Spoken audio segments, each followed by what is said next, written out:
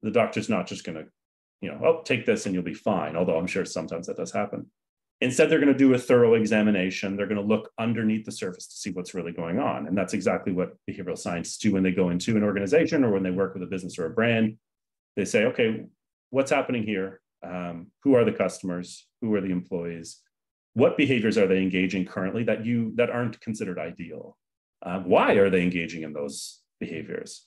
And then alternatively, what can we do? How can we structure comms or messaging or the experience overall in such a way so that here's a word we use often, nudge. So we nudge them away from this route towards this route. Welcome to the Business Ownership Podcast, brought to you by Awareness Strategies, helping you navigate the waters between entrepreneurship and ownership.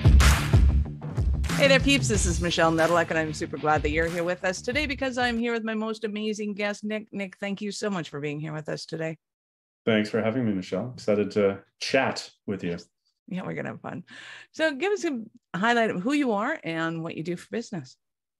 Who am I? I am Nick Hobson. I'm an academic, a former recovering academic who made the great escape out of the academy after about 10 years finishing my PhD and lecturing and doing some of that stuff. And then what some of my colleagues say is I sold out and I left the world of research and academia and went into business for myself and with others, and have been hopping around, from place to place over the last 10 years or so. But by way of training, yes, I am a social psychologist, behavioral scientist. And what I do is I bring that lens into the business world, into why people do what they do and why they think the way they think and how they feel and how all of those things shape consumer preferences, customer experience, employee experience, organizational and culture development. So basically what I like to say I do is I bring behavioral science or BS into business success. Really? Do we need more? Yeah, I know, right? It's the good BS though. Okay. So in all my sort of different movings around and comings and going, it's although I will hop around to different domains and have different target audiences, the golden thread that runs through is that at the end of that transaction, at the end of that interaction, at the end of that that product or service is a relationship, is a human. And so we bring that level of science and rigor and thought to how we think about what we do. Very cool. So when it comes to the business side of things, I'm going to assume it's mostly marketing, but do you also address like internal communications and change management and all that kind of fun stuff? Or what do you honestly everything? Yeah, everything. I'd say it's a fair mix between the let's call it change management, but influencing and getting people to do things that you want them to do on the internal side, so on the organizational side. So if there's some sort of like transformation or development, how do you get leaders along for the ride? How do you have the equal mix of kind of top-down, not control, but top-down movement within the organization to make a new initiative and to push it out? And then with all the right comms and messaging, but also the more organic, how do you support that with the more organic bottom-up development from your employee base? That's the first. And then the second is more on the, say, outside-facing part of the business. So your marketing and customer experience. So how do you craft your messaging? How do you craft your packaging? How do you engage with your customers on a very basic, customer support type of level to get them to do what you want them to do? Because ultimately that's what we're doing, but in an ethical way. I think we come from a time, typical sort of marketing and ad agency business, and even on the employee side as well, where it was much more coercive, or it was much more top-down heavy, it was much more exploitative. And we're coming to a turn in the marketplace and in the workplace where we want to see the other person on that side, whether it's a customer, whether it's an employee, whether it's a leader, as a human that has preferences, a human that has every right to make a choice. So we hope to get them to make the right choice that is good for them, that serves them, and also simultaneously serves the business. So I don't think people realize how much behavioral science affects business, which kind of cracks me up, because it's kind of like, well, are there people involved? Well, then there's behavioral change. It's like there's going to be some influence going on here. So talk to me about how the breadth and width of how much you have seen let's call it mindset affect business, which is kind of a obscure question, but let's start with there. Sure. Where to begin? I think there's folks like myself who are trained behavioral scientists, and who have the training, who have the theories, who have the language and the frameworks, and we can, that just serves as a lens for us to see the world and to see the world of business and organizations and customers and marketplaces. There are plenty of people out there who don't have that PhD training. You don't need that. There's plenty of people who just get it almost like on an intuitive level. Maybe they have like a psych undergrad degree, or maybe they don't. Maybe it just sort of comes to them and they understand the value of seeing it through that same lens. So I'll give an example just within that ad agency and marketing space of let's call it the Mad Men era. Like if you watch that show, if you read those books, if you get the gist of what was happening then, they were coming up with very creative messaging to try and convince that end buyer. Were they psychologists and behavioral scientists with a PhD on their name? No, probably not. And yet they were very good because they thought like a psychologist. I almost think of them as like folk psychologists and folk behavioral scientists. So that was one area where, although they didn't have that formal background, they were doing well. Now, where the science part comes in is it says, look, you may have an intuition, you may have decades, years of a wealth of experience and specialization, and you're good at your job, but let's add a little bit more rigor. Let's add the scientific methodology on top of that intuition, so that when you come to the table and you have an idea and you have a thought, instead of being like, well, yeah, we're going to do it because I'm the boss and I think it's a great idea. Instead, you frame it as, I have a hypothesis, and let's go out and test that hypothesis against maybe a competing or an alternative set of hypotheses. Go get some data, A/B test, quick pilot. And then what you're doing is you're pairing the years of wisdom and intuition and expertise with the robustness of data collection and testing. And it's the best sort of combination of both. So that might not have answered your question, but that's how I see it as the best sort of combination of people who have the years of experience, and then somebody like me, a nerdy guy, comes in and says, well, let's think about it this way, and it yields the best outcomes and results. Well, and I often compare it to, you can hire your best person and promote them into management, but they often don't know why they do the things that they do. Whereas somebody with a degree in it knows exactly why they're doing what they're doing and how they're doing it and how to get somebody else to do it. That's what they've studied. So yes. A lot of people will, just because Tiger Woods is awesome at golf won't make him a great coach. And just because somebody wasn't good at golf doesn't make them bad at coaching. In fact, they could be some of the world's best coaches. And there's a totally different skill set there between being good at something and knowing why you're good at something. That's a great metaphor. Yeah, I really like that one. And by the way, if you don't like any of my questions, feel free to answer whatever you like. I'm totally good with that. Normally I preface that in the green room and it's all good. So yeah, when it comes to what you're doing in a business, do you go in with a certain kind of framework that you're working on and going, hey, let's kind of look at this, or do you walk in and go, okay, what are you guys doing and what are you trying to accomplish? And it's more organic. The motto of behavioral science has become context is king, or context is everything, is usually what we say. And the reason for that is because humans are complex, as it turns out. Yeah, I know, right? Put that in your show notes. So while we have the same brain that shares the same evolutionary trajectory, We have the same psychology. We have the same sets of emotions. The way in which those things play out and manifest when a customer makes a decision, when an employee does something, when a leader acts, all of that will be dependent on the context that's at play. And it will also depend on who you are as an individual. So while we are all human, we all have our own individual, unique personality traits that when you take the traits with the context and you pair that, what that means is there's no short answer for anything. There's no one-stop shop that will allow you to optimize for human behavior.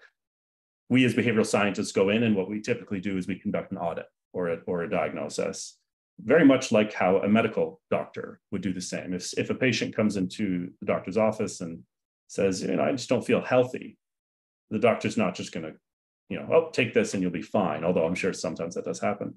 Instead, they're going to do a thorough examination. They're going to look underneath the surface to see what's really going on. And that's exactly what behavioral scientists do when they go into an organization or when they work with a business or a brand. They say, okay, what's happening here? Who are the customers? Who are the employees? What behaviors are they engaging currently that aren't considered ideal? Why are they engaging in those behaviors? And then alternatively, what can we do? How can we structure comms or messaging or the experience overall in such a way so that here's a word we use often, nudge. So we nudge them away from this route towards this route in a way that's not, again, coercive or exploitative, that gives them the option to choose. So I'll give you one funny example. The Google offices, and I've been to the Toronto one, here in Canada, they have the kitchen and the kitchenettes, and it's kind of known, like you go there and it's just like, I'm not going to say world-class food, but pretty damn good food that you can go and eat your meals and have your snacks throughout the day. And in the kitchenettes that are on every floor, they have shelves of different snack items and drinks. And the Google powers that be, they don't want their people eating junk food. It's not healthy. It's not healthy for individuals. It's not, probably contributes to less productivity, I guess. I don't know. So what you do is, well, you don't remove the junk food. You still give that as an option. Sometimes it's nice to have a handful of M&Ms, and it's just a small little delight. So what they did is they put the M&Ms and the Coca-Cola on the bottom shelf, and they put them in opaque steel containers with labels. So it said M&Ms. But then at eyesight, which is easier to grab and right in front of you, sort of the ideal shelf space, was clear containers that had the healthy snack options like almonds. And they've run several tests, and what they found is that, when you nudge somebody in the particular direction to choose the healthy option, they're going to choose that more often over the snack, the unhealthy snack. So that's just one example of how you can set up the employee experience, but you can do the same with the customer experience in, say, retail or in an e-commerce environment. You can set up the experience in such a way so that you influence and nudge that end user or that end audience member towards what you want them to engage with. Right. So when it comes to kind of the span of your work, are you working as well with kind of swipe copy and landing pages, or with speeches for IPOs? What's the breadth and width? It's more, it's honestly quite everything. I would say landing pages is a low-hanging fruit for the psychologists and behavioral scientists. But a lot of what I do is in product design. So how do we build a dashboard, for example, that somebody can go in, engage with, grab some high-level insight, learn about some data about their organization, their business, or their brand, and then take those insights away to action on. Now, the way you structure, design, build, present that dashboard will matter a great deal. If you just slap everything together and it's too much information, it's information overload. The human brain can only, yes, it's quite amazing, this little machine we have in our head, but it's also very limited. And it can only take in a finite amount of information. So you, as the person who's designing that dashboard, or whatever sort of product, you have to think to yourself and you have to ask yourself, and you have to talk to your designers and your creatives, and you have to talk to your strategists and your dev team and engineers when you build it, and say, what do we want to present first? In what color? How many colors? How much copy? Does the copy go above or does it go below? All of that is answered by what we know about how human cognition and how the brain and mind processes information in different ways. That, and then I'd also say with various applications that are out in the marketplace to get us to do something, diet, exercise, lose weight, mindfulness or a meditation app, like you name it, all of those things are trying to encourage an ideal or an optimal behavior. And the way in which you structure that experience, that product, that application, those visuals will all, make it more likely that you see the behavior you want, or not, the opposite effect. So when it comes to your audience, is there a different flow of how somebody accepts kind of information? So in kind of general marketing terms, it's like, hey, calling all entrepreneurs, do you have issues with, sleeping at night because your bills aren't getting paid? And then you go down kind of this funnel of emotions to the facts and the figures, and then the decision making process. Would you say that should be different for kind of techies versus counselors versus librarians, or does everybody kind of follow that patterning? Yeah, no, back to context is everything, and individual traits is everything. It's better to have not perfectly, but as close to possible as individualized copy or experiences, because what you engage with, what you process, is going to be different from what I would my preference for how I process information. So one example is with what we psychologists, behavioral scientists call prevention and promotion fit. So we like to come up with these random words and terms. But basically what it is we humans and all animals, actually, all sort of, even the simplest organisms like bacteria, have these two fundamental drives. One is to approach or promote, which is like you're leaning physically, behaviorally, you're leaning forward and you're approaching gains or rewards, and you're consuming and taking those in. The second style is what's called avoidance or prevention. And that's you're leaning back, you're guarded, and you're not gaining rewards, you're preventing failure or you're preventing setback. Every individual will have a bias or a leaning towards promotion or prevention. So an example, if just because it's summer here and everyone cares so much about, well, not everyone, but a lot of people care about their lawn and how green their lawn is, and you go into Home Depot and you go into Walmart or wherever, and you want to get some grass seed or some weed killer or whatever it might be. Let's say you're a promotion mindset and I'm a prevention mindset. You will respond more favorably to a product packaging or copy or messaging that says, do you want the best possible, the most lush green grass? Yes, you pick up that product and you buy it. I, on the other hand, as a neurotic academic who's guarded and defensive, I'm going to be more tuned in, and my attention is going to be more drawn to the packaging and the messaging that says, do you want to prevent your lawn from looking horrible with all these weeds? Yes, absolutely. And there's plenty of evidence out there to suggest that those two different motivational styles or personality styles will matter. So when it comes to, say, copy on a landing page or in an email flow, with data, big data, and of course, AI, what we can start to do is actually tune the messaging and tune the experience in the right way to the right person so that they respond more favorably, so that they respond and engage in an ideal way. Very cool. So who would you say right now is your ideal client that you love to work with, or that comes to you the most often? Right now, I would say financial services and retail within the work that we do at Apex. So Apex, which I haven't mentioned yet, Apex is a behavioral science trained AI system and platform. And what it does is it helps to prioritize the right experiences for your customers. And the tool itself and the platform is agnostic in terms of industry and vertical, but we typically find a great deal of fit and resonance with financial services and and retail in particular, but also like healthcare and education. So I'd say those are the two. What matters more is less the industry or the vertical and more the person or the people on that team. And this comes back to psychology, of course. When you're in a big organization, as we know, sometimes you're stymied by the bureaucracy and the sheer size of that organization, and that limits innovation and creative thought. So when we come with our solution, which is a little bit different, which is a little bit new, which can be scary, you have to get the right individual at the table or across the Zoom call for them to be like, this is different. This is a little bit scary, but I can understand and appreciate why it's important to have something that is novel and new.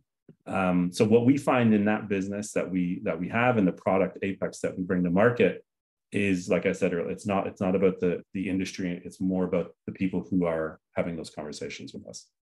All right, so talk to me more about that technology and how it works.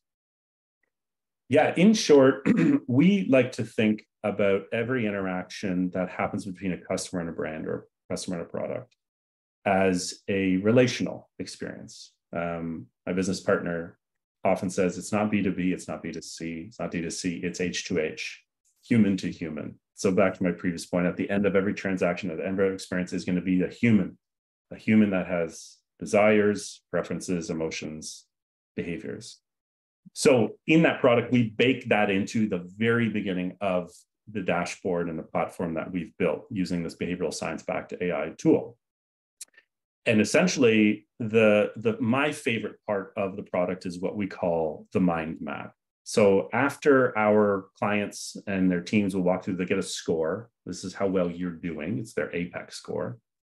Then the score will say exactly, okay, why is your score what it is?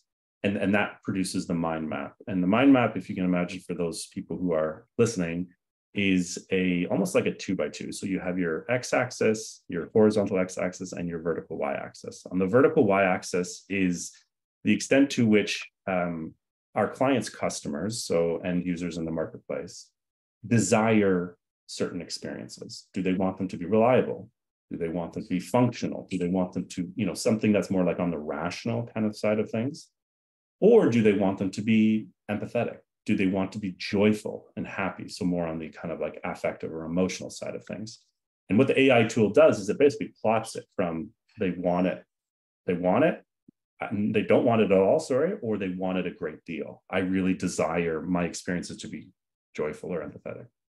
Plotted against an x-axis, the horizontal, which is the extent to which that brand or that business is delivering on those experiences. So you can imagine in that visual space, if I really want my experiences to be empathetic, but you're not delivering them, you're top left. And top left is a place you do not want to be, because that's the red zone. Those are opportunities to improve.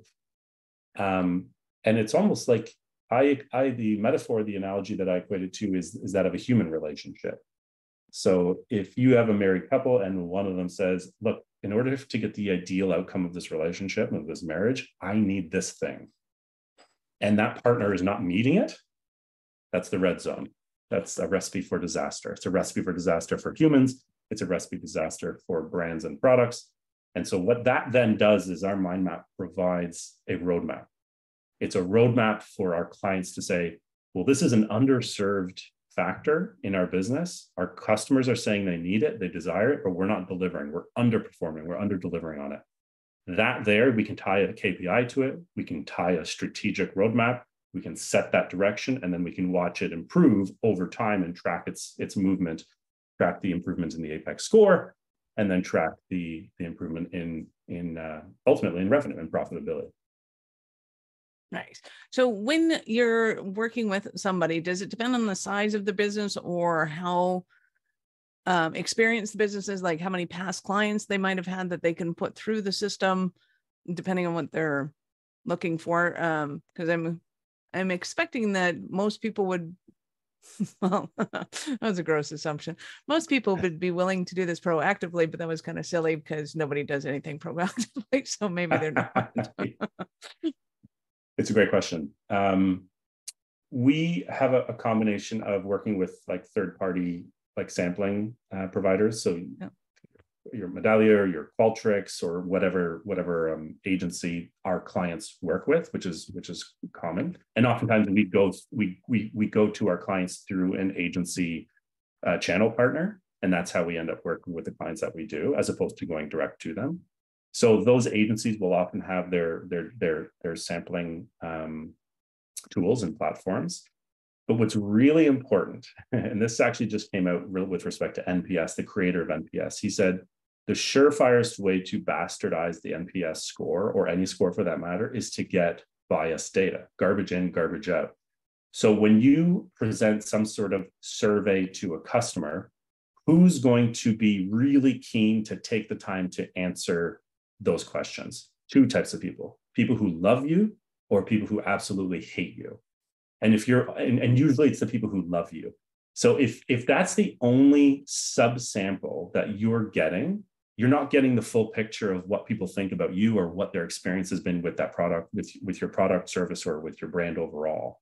So when it comes to sampling, you have to be very, very, very careful that you're getting what we call a representative sample. So yeah, so if you have in the universe of your customers, if you have 200,000 customers, we can't sample them all. That's insane and that's silly. But what we can do is we can put in certain guardrails and certain practices to get 100. Our tool can actually run with 50 because of the AI allows for smaller sample sizes. But if you're only getting 50 or 100 of that 200,000 customer base, you better be damn sure that that 50 people is as representative of the larger 200,000, so that the insights you do find, that you do action on, are accurate, correct, true to your entire customer base.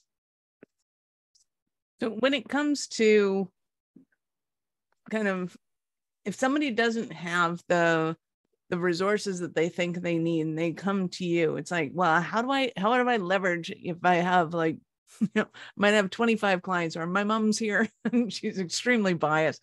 How do you then kind of either leverage or expand that context into people that it should be? If it's just a small, like a smaller, a really small sample size. Yeah, I mean, so my brain goes to something like Pong, and I go, how do you sample how do you take Pong to the world? And for those of you who don't know what Pong is a stupid game with little cardboard plastic things that you flick against each other, and kids play it for hours, paid it for hours, and they spent millions of dollars on getting the right little colors for it. Like, it was a phenomenon that in the beginning had zero audience, zero application, zero, like, how would you know? That's a great question. For us, I'll give you an example with Apex. So we do have a version, or sort of a segment of the product, which is like an untapped market, essentially. Usually you have to have you have to have a foundation to stand on to get enough data to then, see and figure out what people want. But one example we did is with a financial services company, a credit card company, and they were really looking to get some market share and to grab new market share for a line of products that they had. And they had made the assumption that whether you have because everyone has a primary card and a non-primary card, like a secondary card in your wallet, and the question of wallet share. And they made the assumption that everyone makes the decision to have a primary card or a non-primary card, secondary primary card, for the same reason. Like, it's just, I'm making the same decision, right? And what we actually found with Apex, and digging in and doing some further analytics insights work with them, is that decision-making process is totally different for primary and non-primary. When it comes to primary, it's much more functional and rational. When it comes to non-primary, it's much more emotional. It's much more just sort of intuitive and gut-hunchy kind of decision-making. So that allowed them to enter into this sort of white space, this new product, with that information in hand. So although, yes, they didn't have any existing customers to sample, or maybe they had a very, very, very small number, we were still able to find out what's important to customers, because going back to that mind map, if you remember, that vertical axis is what people desire. So what do people want from a particular product experience when it comes to credit cards, when it comes to video games, whatever the case may be? And what are the trends? What's the zeitgeist in the society right now that's happening? And what do people want? Once you have that information as a brand, then you can set your product roadmap. If it's brand new, recognizing that people need this one thing above all else, then you set off in that direction. Love it. So give us another example of maybe a Cinderella story of one of your clients, or a kind of one of the more interesting ones to you of some of the things that you've worked with. Yeah, let me think that through. There was one, Chili's, which is I don't think it's huge in Canada, but it's obviously massive in the US. We don't have any around here. But we worked with them down in the US. And when we first engaged with them, they kept on sort of saying, okay, we need to know like what people desire within this segment, within the, I don't think is it fast food? I should know this. It's probably fast food, or maybe it's a little bit a tier above fast food. Yeah, it's what do you call it? A convenient restaurant. And so it's, yeah, right. You know, right. A little better than a McDonald's. Well, a lot better than McDonald's, in my opinion. But it's kind of like the Earls or and I don't know if you guys have those in Hamilton. Yes. So that's the restaurant segment. Let's call it whatever name that is. And they were so focused on the overall segment and what their competitors were doing. Well, what's our competitor doing? We're going to match that. What are they doing? How are they doing? Okay, we're going to match that. And what our tool uncovered and what the insights found was that Chili's customers had a very different set of preferences, priorities, and expectations of Chili's that were vastly different from the overall market preferences in that space. So that was a sort of like aha moment, like our strategy and our operational requirements and changes should be shifted and in tune with what our customers, Chili's customers, want, because what they desire is different from what everyone else desires overall. So don't yes, I mean, you obviously have to pay attention to the competitive landscape, but don't obsess so much over it that you're losing sight over why people like you. Ultimately, people are making a decision to go to Chili's or to engage with your brand or product or service over others because they like you. So double down on that. And once they did that, they saw all sorts of really benefits that were wonderful downstream. Nice. Love that. Well, and I think it's important too there are best practices regardless of your industry, and then there's your unique factor that you bring to the table that people are appealing to. Because I mean, if you look at Chili's and say Applebee's or something like that, like you expect two totally different experiences. I mean, I still expect to get food in a half decent amount of time. I still expect to have good food. But my definition of what good is when I walk in there is going to be completely different. You know, I want Applebee's, I want mom's apple pie. When I go into Chili's, I want hot Mexican food kind of thing. And like, as a general, I'm very dumbed down examples, but still, those are two very different experiences within. And those are like within the restaurant experience. There's, this is maybe the worst pun, but it's table stakes. Like it's just, I expect to be fed and have good food. Yeah, you're a restaurant. But then there are those differentiating factors that make you special, make your brand a delight, that make people want to come back again and again. And often those aren't the functional things. Mm-hmm. It's often the things that don't have anything to do with your business. So it probably has nothing to do with food, probably has nothing to do with the restaurant experience. It's something else that on surface, if an alien species came down and saw a restaurant was doing this weird practice it was totally superfluous or a waste of time, they'd be like, that doesn't make any sense. Of course it doesn't. Humans don't make any sense.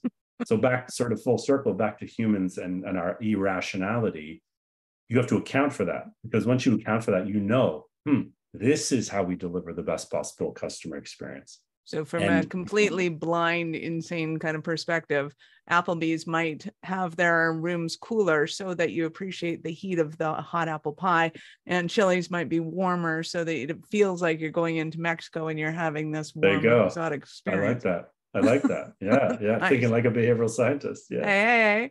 Wow. I could be an undergraduate yet. Yeah. There's a PhD down the line for you. Right. So what are some of the stumbling blocks that an entrepreneur might be having right now in their business? It might be, they're launching something, they're having their clientele is going down, something like that. What kind of stumbling blocks are they experiencing where they're thinking, oh my God, Nick, we need you so badly?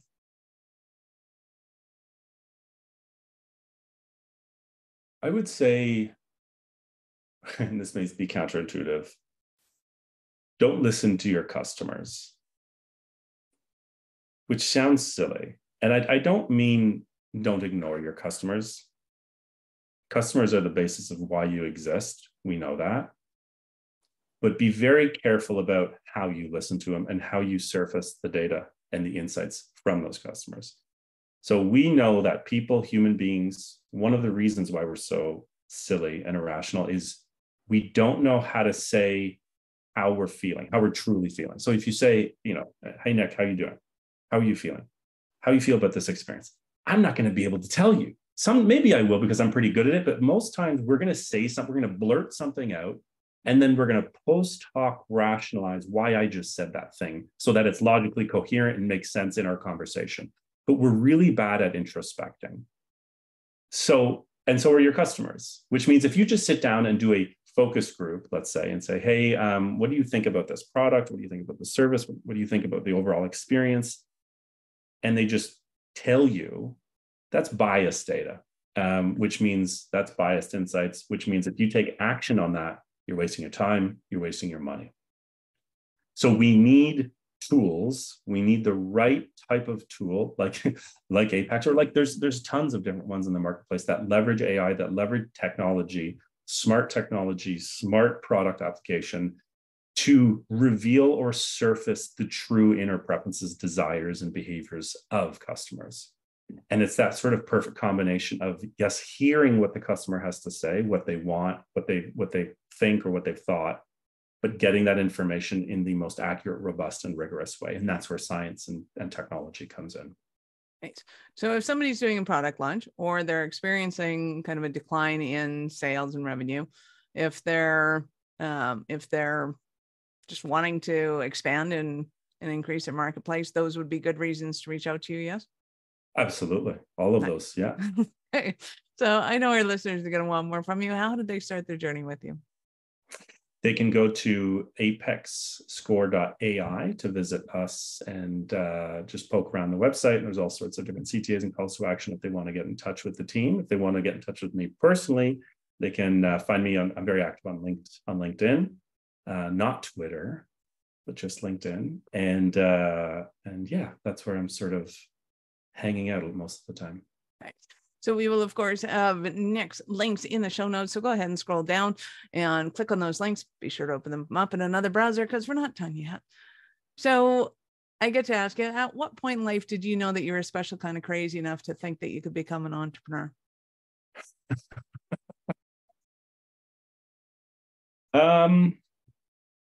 After academia. When I left academia, I entered into the corporate world of management consulting, and I lasted 3.5 months, and I absolutely hated it because it was a space where all creativity was just shut right down in service of corporate BS, that kind of BS.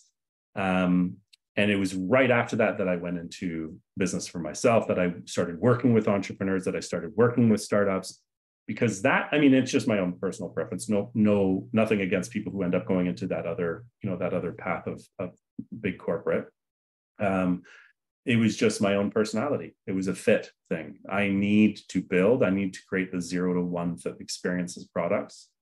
And it's the most, for me and for probably all of your listeners, obviously, it's the most exciting calling, if I can refer to that, or mission or vocation that allows people like us to get up every day and sit down at the desk, open the laptop, and put another 8 hours of work in, because we love to build and we love to create. And that is a part of the human condition that is as old as the human species, is to build and create and to build it with others as well. There's sort of a social element there as well. But yeah, that's why. I love it. Well, and I also heard from a little bird that you've been on 2 episodes of William Shatner's The Unexplained. How was that? It was quite the experience. Yeah. So it's this show, if people haven't seen it, William Shatner's the host, and it's all these sort of like mysteries of the universe or the human condition that can't be explained. And as of 3 months ago, anyway. yeah. So they called me up, this is years ago, and they called me up and they said, do you want to do this filming, the show? It's in LA. You'll be flown in for like a 2-hour filming, and then we'll fly you back. And I was like, okay, sure. And they paid for everything. And I thought I was going to be able to meet him, but alas, he was not there. But the whole experience was quite something. Like it was like fully produced, and they rented a beautiful mansion in the Hollywood Hills for like the backdrop and the background. But funny, they kept asking me like, but it's a mystery, right? It's a mystery, right? Like there's some sort of like supernatural element. I was like, you got the wrong guy. Like I'm a scientist. I'm basically giving you every sort of like scientific explanation. So they cut a lot, but I ended up still making it in the show, which was good fun. That's funny. Well, and for a show with William Shatner in it, you'd expect that it's all tech and science. I would expect that it's all tech and science going, no, we pretty much got this down pat. And yeah. I was like, no, there's a good explanation for that. And they're like, cut. No. More mystery.